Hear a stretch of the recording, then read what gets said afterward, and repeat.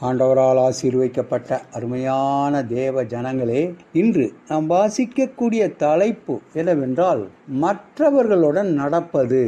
ஒருவரிடத்தில் ஒருவர் அன்பு கூறுகிற கடனே அல்லாமல் மற்றொன்றிலும் ஒருவனுக்கும் கடன்படாதிருங்கள். ரோமர் 13வது அதிகாரம் 8வது வசனம். பில்லி ஒரு அன்பான மற்றும் விசுவாசமான நாய் ஆகும். 2020ஆம் ஆண்டில் இணையதள நட்சத்திரமாக இது மாறியது.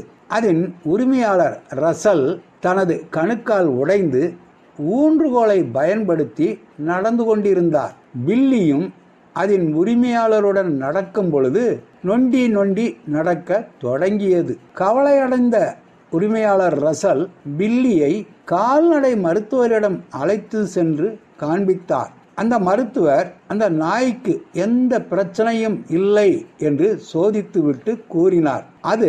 அந்த நாய் தானாக நடக்கும் பொழுது நன்றாகவே நடக்கிறது. அது தன் எஜமானன் உரிமையாளருடன் நடக்கும் பொழுது மட்டும் போலியாக நொண்டி நடக்கிறது என்று கண்டறிந்தனர். இதைத்தான் மற்றவர்களுடைய வலியை உணர்வது என்று நாம் அழைக்கிறோம். ரோம திருச்சபைக்கு பவுல் அப்போஸ்தலரின் ஆலோசனைகள் முன்னிலைப்படுத்தப்படுகிறது. 10 கட்டளைகளில் கடைசி 5 கட்டளைகளை அவர் சுருக்கி கூறுகிறார். உன்னிடத்தில் நீ அன்பு கூறுகிறது போல பிறனிடத்திலும் அன்பு கூறுவாயாக. 8ஆம் வசனத்திலும் மற்றவர்களுடன் நடப்பதின் முக்கியத்துவத்தை நாம் பார்க்கலாம்.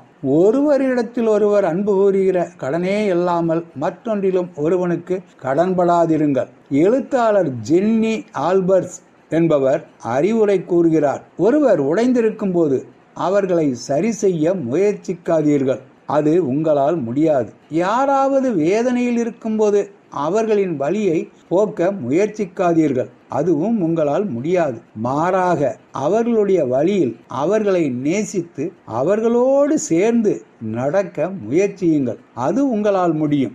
ஏனெனில் சில சமயங்களில் அவர்கள் தனியாக இல்லை என்பதை நீங்கள் உணர்த்துவதே மக்களுக்கு அவசியமான ஒன்று ஆகும். நம்முடைய இரட்சகராகிய இயேசு நம்முடைய காயங்கள் மற்றும் வேதனைகளில் நம்மோடு நடப்பதால் மற்றவர்களுடன் நடப்பது என்றால் என்ன என்பதை நம்மால் அறிய முடியும். கூறினவர் ஆனி சீட்டாஸ்.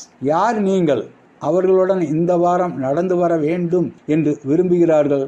எந்த விதத்தில் நீங்கள் அதை செய்ய வேண்டும் என்று தேவன் விரும்புகிறார்? தேவனே, என்னை சுற்றியுள்ள மக்களின் தேவைகளுக்கு என் கண்களை திறந்தருளும். அன்பான நண்பராக நான் அவர்களுக்கு இருக்க எனக்கு உதவி செய்யும் என்று நமது தேவனை நோக்கி ஜெபிக்கலாமா? ஆண்டவர் தாமே நம் அனைவரையும் ஆசீர்வதிப்பாராக. ஆமேன்.